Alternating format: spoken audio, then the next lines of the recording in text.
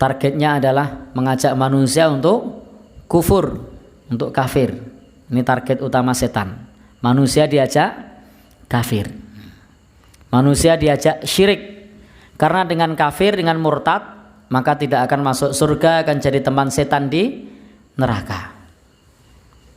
Maka dengan diajak kepada kesyirikan, ketika sudah mengajak kepada kesyirikan, apa yang terjadi?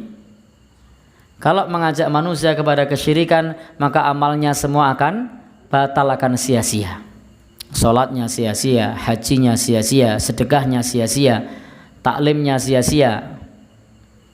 Maka setan berhasil kalau sudah menjerumuskan manusia dalam kekafiran, dalam kesyirikan.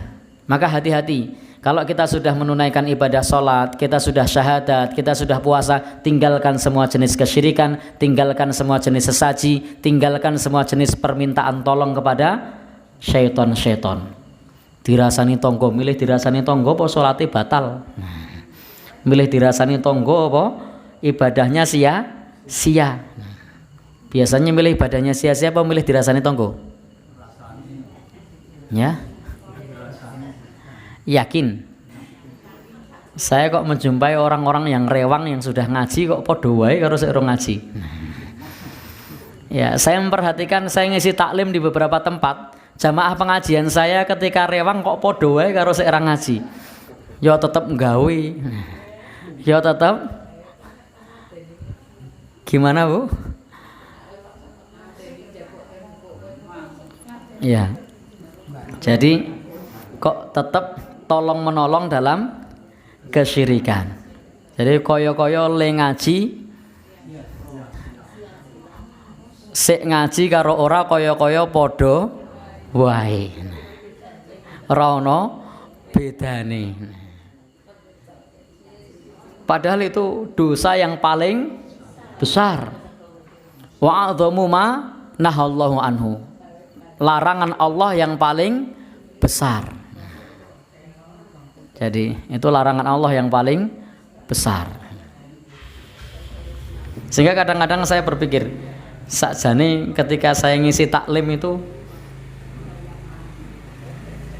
podo dirungokke apa ora gitu kan.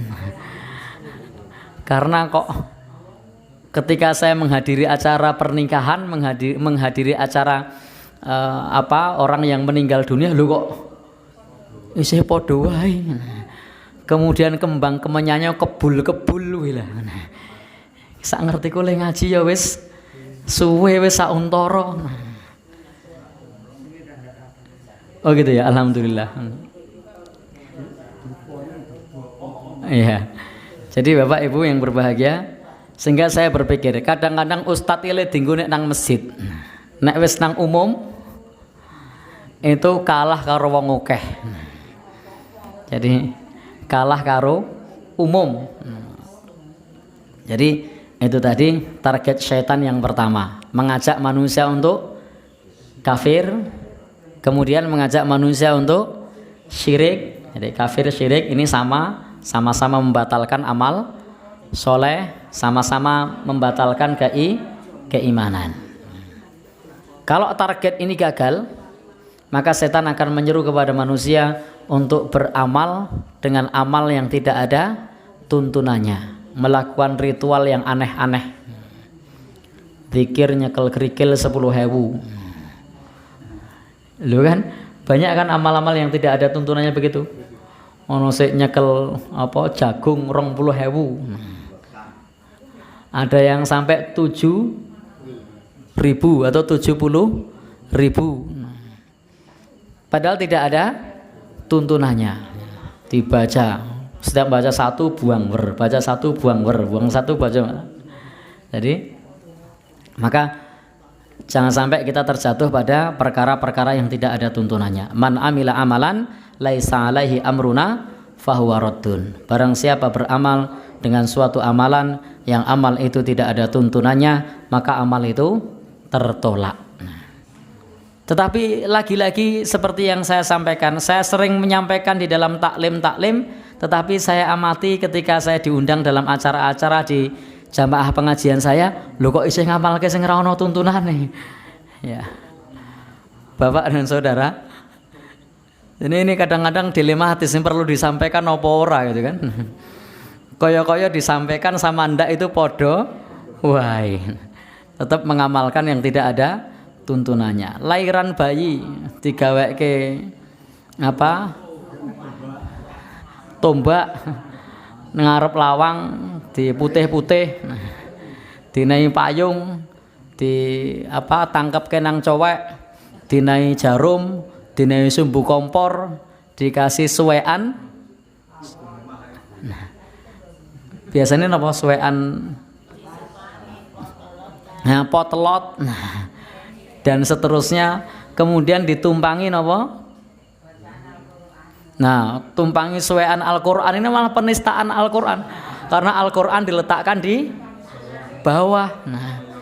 Nah, jadi disobek satu lembar atau satu halaman atau sebagiannya dimasukkan lalu ditaruh di bawah. Setelah itu diurugi, di atasnya dikasih kuali, dibolong, dinai ting.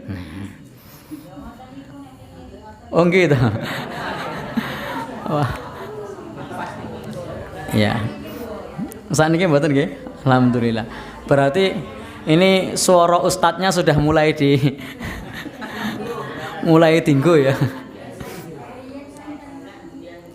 Oh nggih. Oh mbiyen dari ngaji Bang nggih. Ya. Jadi itu yang kedua. Yang ketiga, setan akan menyuruh kepada perbuatan maksiat. Jadi targetnya untuk mengajak manusia bermaksiat, melakukan dosa besar. Kalau dosa besar gagal, maka yang keempat mengajak manusia untuk melakukan dosa kecil. Kalau dosa kecil gagal, maka akan membuat orang-orang untuk menyibukkan diri dalam perkara-perkara yang mubah.